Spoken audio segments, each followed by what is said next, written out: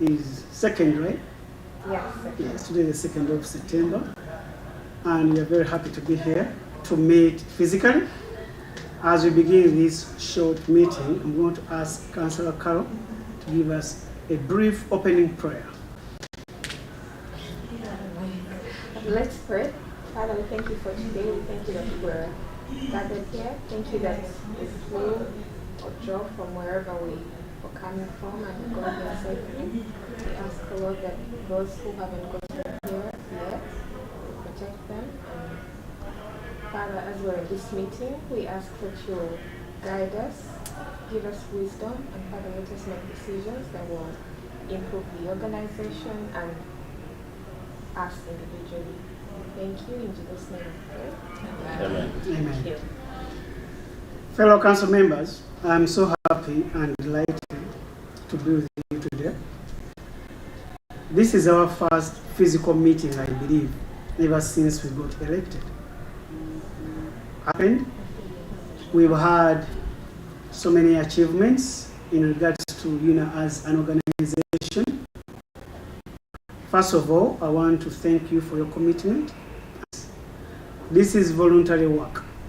We don't get paid, but seeing each one of us here having paid for our tickets coming to the convention, that means we have love for the organization. But also, I want to thank you dearly for the work you do in your communities. Many of us here, though we're in Unaa, we have other communities and other organizations we serve. But the most important thing is the work that you guys are doing in your communities. Last year on Independence, I saw and we all participated in different community activities, and that was very good. I also had a chance to travel to Canada to participate in the convention, the Business Expo, and I met Councillor Carol physically and just us. We had a great time. But above all, we also had a chance to meet the Deputy Speaker of the Ghanaian Parliament, Mr. Taiba, and we discussed so many issues related to community and service delivery to our communities. And again, for today, we're here. I want us to have a chance, all of us, to have feedback of what you think we may need to do to improve on service deliveries to our communities as council members. But even before I go into that, I just want to thank you, first of all, for being good council members. You guys have helped me to do my work as your speaker, and again, I want to thank you for having elected me. I am so delighted and honored to be your speaker. And again, I want to thank you for all that you've approved. A few days ago, we approved the bylaws for the new Unaa constitutional amendments, and also you approved the amendments. We may think that was something small, but those amendments, if they become actually the laws, they're going to change the organization. So I'm very happy because we all voted unanimously.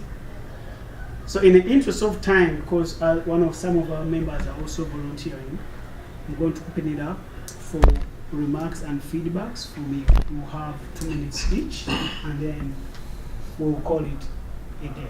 But again, thank you for giving in your time. We are rushing because many of us are also still volunteering in the convention, and they need us in our posts. So I will start with Councillor Fasha. Thank you so much. Nice meeting you all, Secretary Carol, KFR, and the rest. Thank you. I'll start with what we really need as Unaa to improve in, like the feedback we get from the communities, what they want and what they really aim to be part of Unaa. First of all, I'm grateful, like this Unaa, which is current right now. We are having a lot of them, like the talent shows and the youth and the rest of the things, because these are the things that people ask about so many times, like the parents who have children. They're like, when I come to Unaa, what are my kids going to do?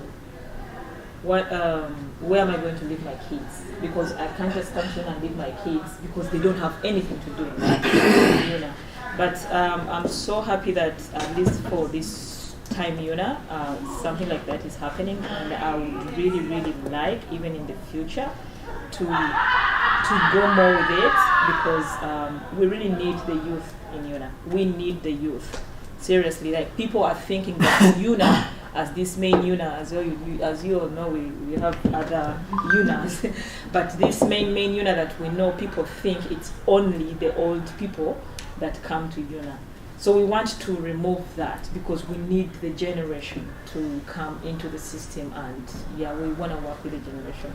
So I would really, really want to call upon all the council members in all your communities to involve them, because that's their main. That's mostly my main part from my community. Yeah.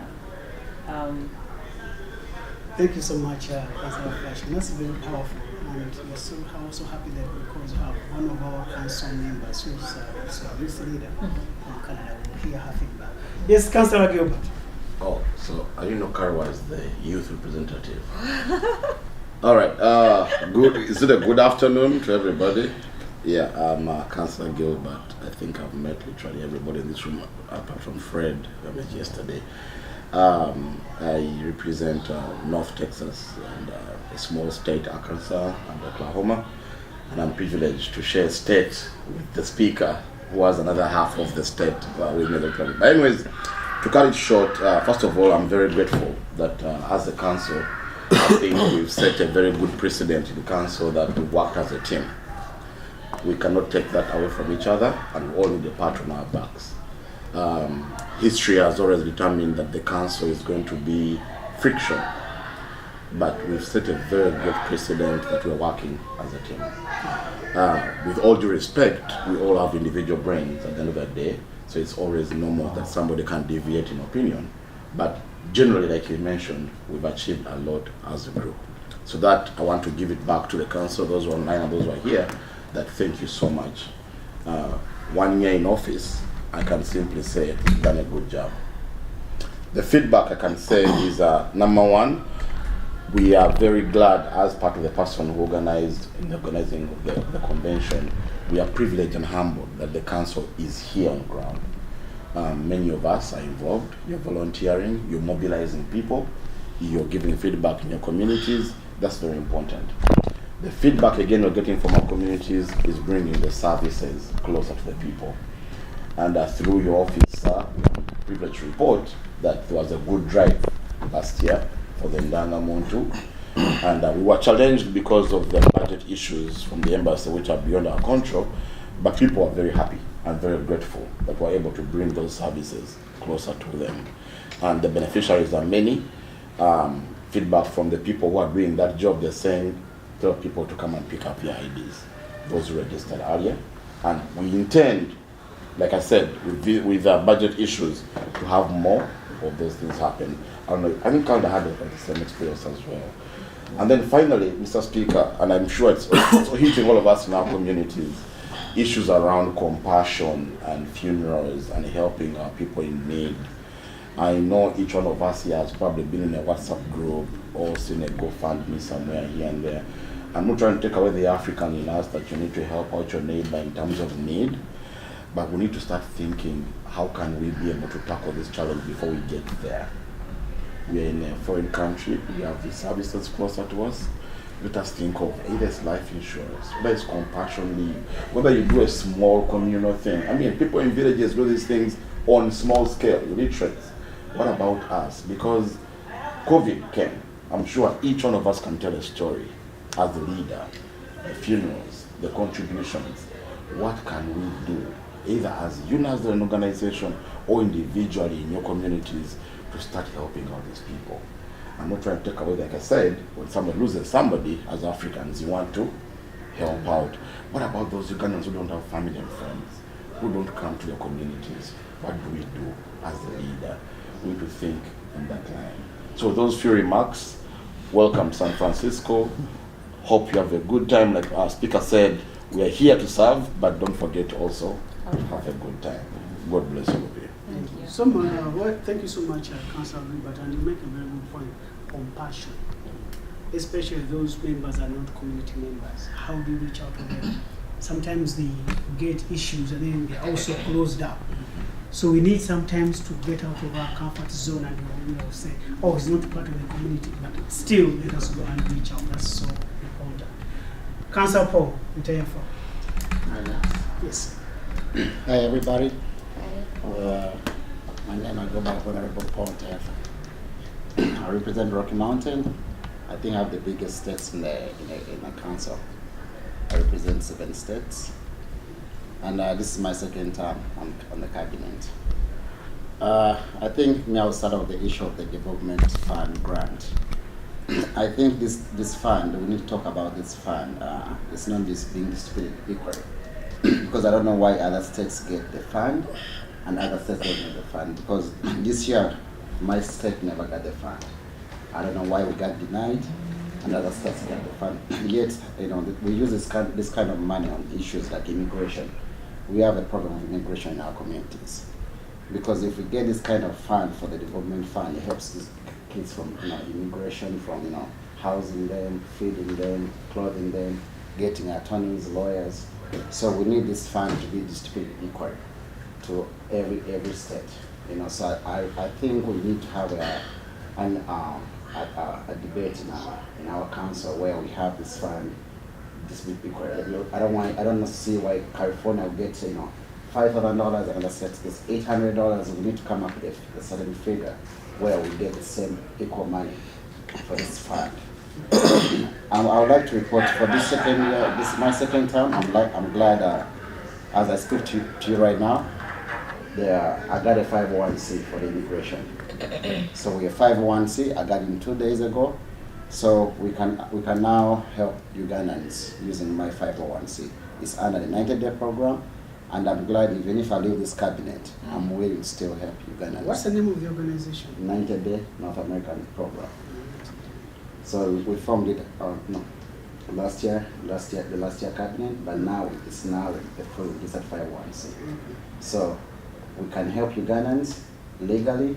Let's fight immigration issue that Ugandans are facing. If they're in jail, I'm willing to fly to any state. As I speak today, I think last 2 months, we have 7 Ugandans out of jail. And I have them in Colorado. They have jobs, they have IDs, and I'm glad, I think by the help of Unaa, if we use this grant, I'm willing to get a lawyer for them so they can get their papers right. So if we can fight immigration and within our community and get our Ugandans out of jail, I think we'll have a good image when it comes to immigration. Those are my remarks. Thank you so much.